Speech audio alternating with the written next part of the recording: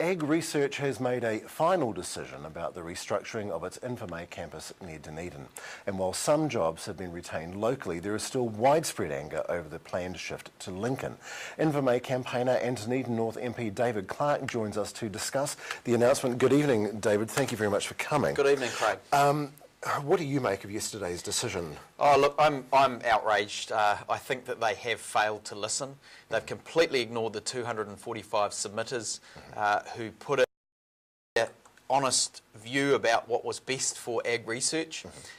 And we know from that big internal review, the most comprehensive review done, that a lot of what AgResearch wants to do makes sense. The one bit that doesn't make sense is shifting the animal geneticists from Invermay to Lincoln, and that's precisely what they've said they're now going to go ahead with. Right, so this is going against all common sense. All common sense. There were subsequent reviews. Burl did one. The economic review team there did a review and said this doesn't stack up. The economic case doesn't stack up.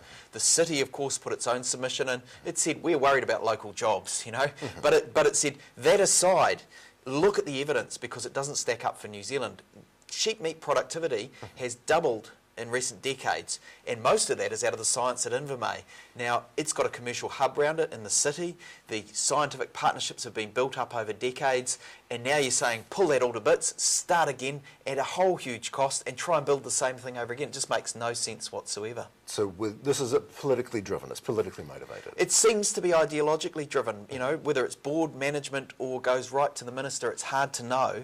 What we do know is that it's actually on the minister to intervene because the board themselves stated the number one risk to manage was staff retention, and they're losing their top staff. So we know at some point the minister must intervene.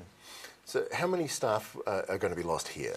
Well, currently about 70 odd staff jobs will be lost, science staff jobs, which are the really critical ones to the success of the hub, and they're going north to to Lincoln at this stage. That's the current plan.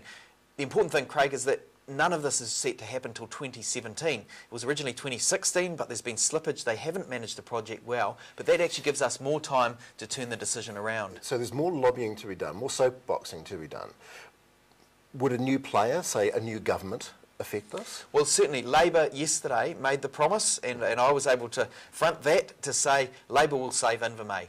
You know, if we're elected, we will turn this stupid decision around, and we will make sure those science jobs stay right here.